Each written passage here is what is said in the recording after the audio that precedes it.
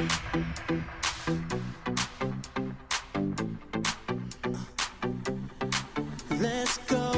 right, let's go.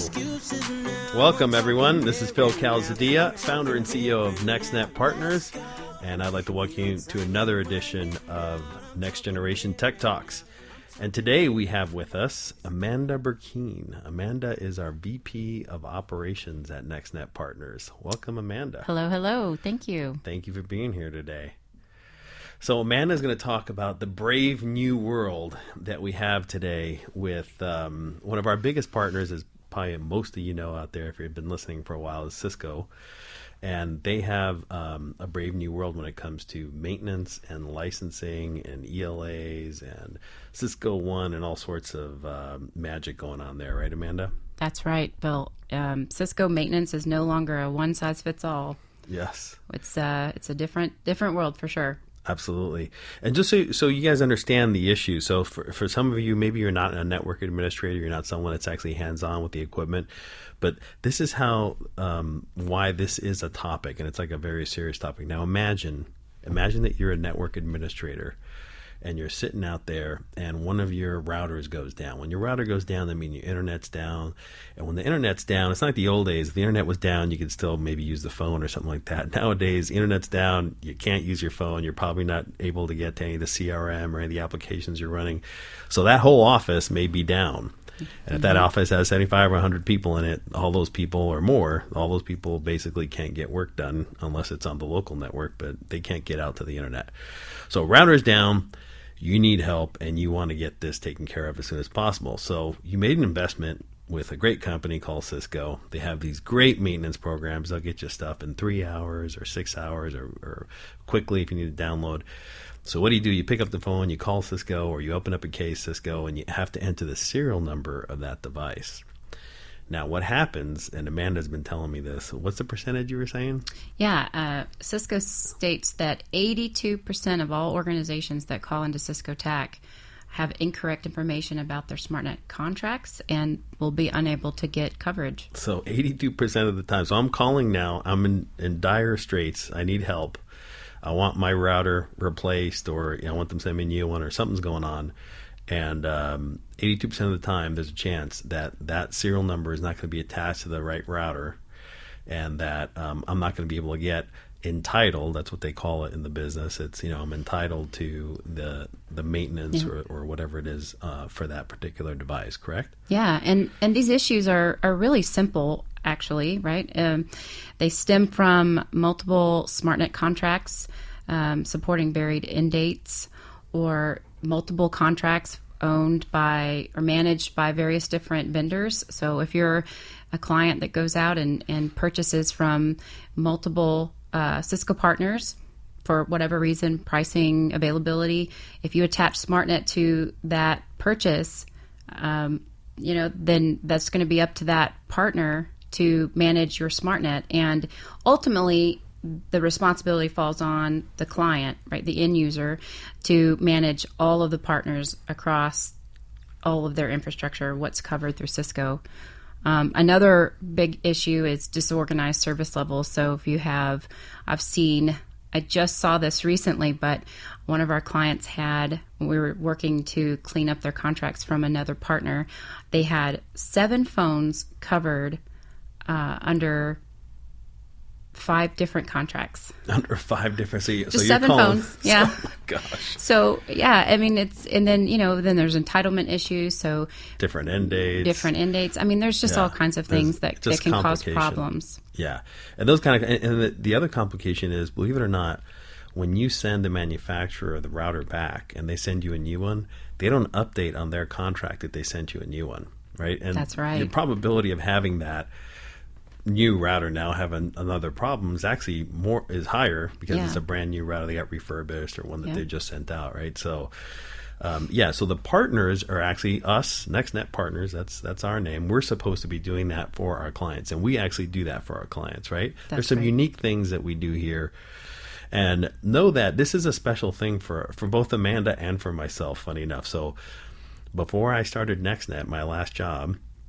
I worked at Cisco, and my last 3 years at Cisco, I ran the services group, and I basically went around to the biggest states, locals, and education, because that was the group that I was in, and I would get very upset clients because they were calling when something went wrong and they weren't getting their entitlement that they had paid for.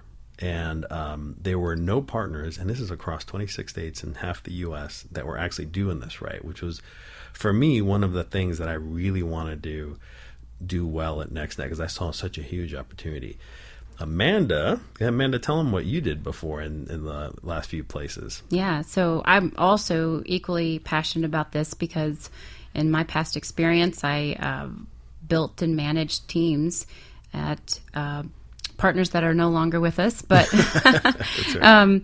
but anyway, and we were our whole purpose in life was to build out a methodology and a way of making sure that our clients were taken care of, that when they called in, that they were entitled to service. And, in those days, this was probably 6-7 years ago when I had started this path, it was much more simpler, right? It was just Cisco Maintenance. Now we've got SMARTnet Total Care, Cisco One, ELAs.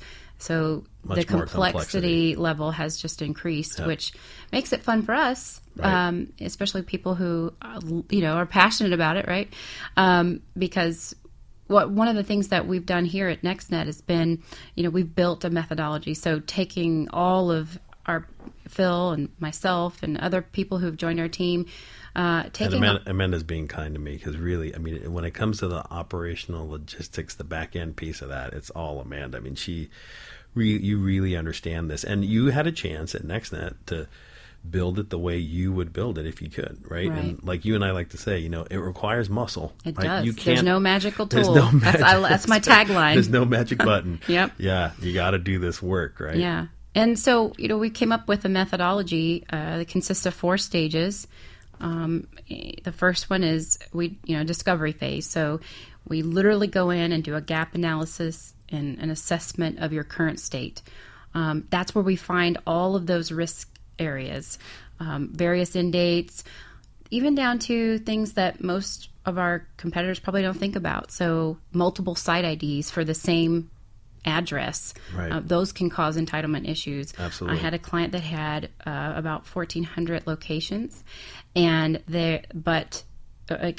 actual addresses, but there were over 40,000 site IDs created, and what a so mess. Yeah, it's really messy. So we went in and helped, consolidate and clean that up. And by the way, we also, in the discovery phase, we send one of our consultants out. They actually go in, plug in, and look at what's out there, right? As take what the client says they have out there and what is Cisco sitting in a closet reports. somewhere that's not connected to a network, but it's out there and is on contract, or they're using as a spare, and what Cisco says and what the distributor says and what the partners are saying, right? Everybody has their own story. And that's the hard part, right, is consolidating all that and actually doing the work, correct? That's right. So we have anywhere from 4 to 5 data points that we use. And the difference between the 4 or 5 would be if the end user, the client, actually has a list or a running inventory of what they have in their network. But then we use that information and gather all that data in the assessment phase, and then we move on to the planning phase.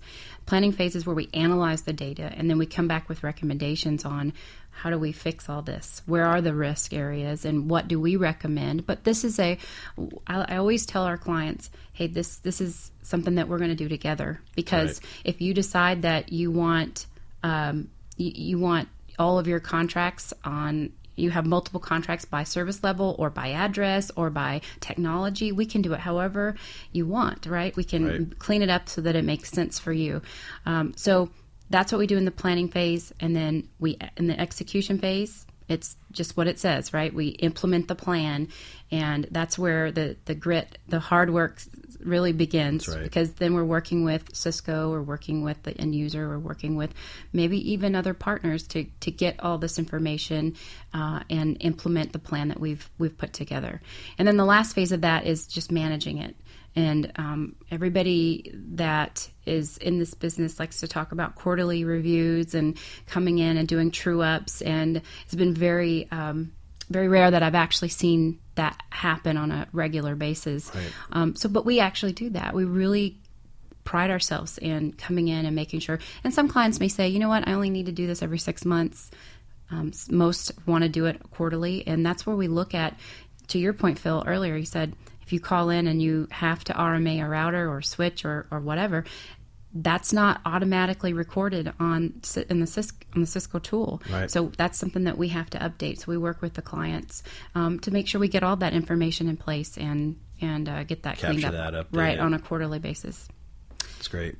And the beauty of this is that it is a collaborative piece. This whole planning portion, you really have to work with a client to understand, hey, what kind of turnaround do you need in this equipment? What type of, where is it going to be? Do you really want, next day, or do you need it maybe in 8 hours or 3 hours? What is it? And we plan all that together. And we look at end of life and end of sale all these different levels and come up with a plan with our clients on these things. And the plan isn't just about cleaning up the current state, right? It's looking at what do we want to accomplish for the end state. So I'll give you an example. Just recently we finished a renewal with one of our existing clients, but knowing their internal plans, right, what their 3-year plan was, especially around security and all the investments that they were going to start to make, we said, well, why don't we look at an ELA for all of the security items and pull that out of just regular SMARTnet. Right. And once we ran an ROI against, them buying those security components a la carte versus through an ELA,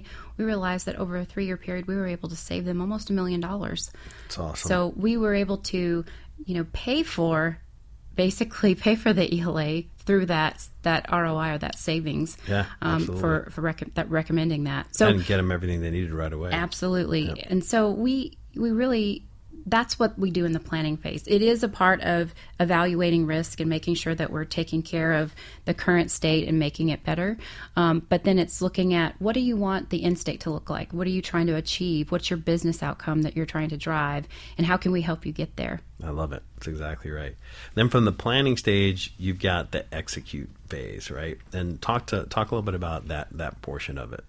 Yeah. So if we're in a renewal situation where it's time to renew that maintenance program, or we're looking at other opportunities like an ELA or Cisco One, then that a part of that will be pulling all of those quotes and ROIs and other things that go along with that together, and then the other portion of that would be a plan or executing on the plan to clean up all of the risk areas. So making sure that end dates are all the same and cotermed, that site IDs are cleaned up, that even down to how the name of your company is showed on, because if you have multiple partners putting in orders for you, if someone fat fingers something or you're suddenly another company. Or doesn't capitalize something, you're suddenly another company. Yep. And I can't tell you how many times there's a period or a space in the Yes. weird place, or a misspelling, anything like that. Yep. And what happens with that is it doesn't go under their SMARTnet contract. It'll end up on some other company's some random contract, and then that will cause entitlement issues. So that's the execution phase is where we actually go in and clean up all that that we had recommended and work together with the end user to come up with a plan. Nice. And then from there, we're managing the actual contract, right? And so talk a little bit about the management phase a little further. Like that's where we actually go in and do the quarterly reviews you talked about, and we're actually, planning with our clients for upcoming contract endings, right? Things like that. Yeah. And we also, in those quarterly reviews, so we'll already know because we'd already done that in the planning phase around end of life equipment, last day of support equipment. But we can take that opportunity to look at, all right, are we ready to start talking about these 20 routers that are going into life next year. Let's start planning for that now. So that planning phase, it never stops. Right. Do you have any sites that are going to be decommissioned this quarter? Do we need to help you with getting credits? And can we apply that to perhaps other equipment that you've taken off of a shelf somewhere because it was not needed at the time, but now you're going to put it into your network, so we can use that credit to pay for the new item that's going into maintenance now. So we balance all that out, and then we show metrics of how well we've done over that past quarter of managing your contracts. Yeah. The other thing that we do, and this is a recent change, but we can pull a report via Cisco of any cases that have been open. Oh, yeah. And then we go in and before we even come to that quarterly review, we'll tell you, hey, you opened all these cases, and how many RMAs you had. 3 RMAs happened. Can you, what are the serial numbers? And so let's go and move that forward. So we kind of help keep that on track, so you don't have to think about it as a new user. We used to be able to get that from Cisco, and I would go request those because, the worst thing is that when clients, they're approached for these contracts, these maintenance contracts, as if it's a bill. Hey, here's your, if you don't pay by June 30th, we're going to cut you off. Mm-hmm. When in reality, if we actually are working together the way we do it, we're like, hey, you opened X amount of cases this year. This is how many software downloads you had. Here's how many users you have actually on your contract. Here's all the devices on your contract. Here's how you're using it right now. Here's the value that you've gotten out of that. And by the way, it is time for renewal. Do we need to consolidate? Can we simplify your contracts? What do we need to do to kind of help this move along simpler for you? Some of you out there listening may be going, are these guys really talking about maintenance contracts? Yes. You know why? This is a huge problem in this market. Just so you understand that, let me put some dollars around this for you. My group at Cisco, 26 states, just state local education, that was a $500 million market. There was another $500 million market next to it that was also SLED. So that's $1 billion just in state and local. Fed is about double that number. Enterprise is about 3x that number, and commercial is about 2x that number. So if you add, this is it's a multi-billion-dollar headache for companies to actually manage that's how much it all adds up, all the SMARTnet contracts. It's amazing. And so it is a big problem, and it's something that we think we do really, really well, and we're hearing the feedback from our clients. It's not just us, right? And and there will be problems, right? I mean, you can't get away from that, because it is all, there's multiple tools being used. The thing is, we don't see what Cisco is even using on the back end, right? They have multiple tools. TAC has their own tool. Then you've got the tool that is used for the quoting and the information flowing in and out of. So when you've got so many hands involved and tools involved and exchanging of information, there's going to be problems. And what we pride ourselves in is how fast and how quickly can we react and resolve. Yep. And that's where I think, really come, and we're outstanding in terms of our competitors, because our team knows what to do. They know who to call. They know where to go. They know how to resolve those issues quickly. And I think there's a lot of value in that. Yeah, absolutely. And the thing is that we are actually doing that muscle work, right? The actual hard work up front so that it pays off, and then we check it every quarter. We're going through, and that's the key. So let's go. Let's do SMARTnet contracts for our clients out there. And if you're having any trouble with SMARTnet, make sure and give us a call, or any maintenance contracts, really, because we're getting pretty good at expanding this beyond Cisco as well. Thank you for joining us for another great show. Thank you, Amanda, for being here. Thanks for having me. If you can certainly find more information on anything we talked about at nextnetpartners.com. We have a whole resource center we're building out that's got podcasts and videos and blogs and lots of resourceful and useful information for our clients to have out there. Also, feel free to give us a call, 602-247-8600. Thanks for joining. Look forward to talking to you next time.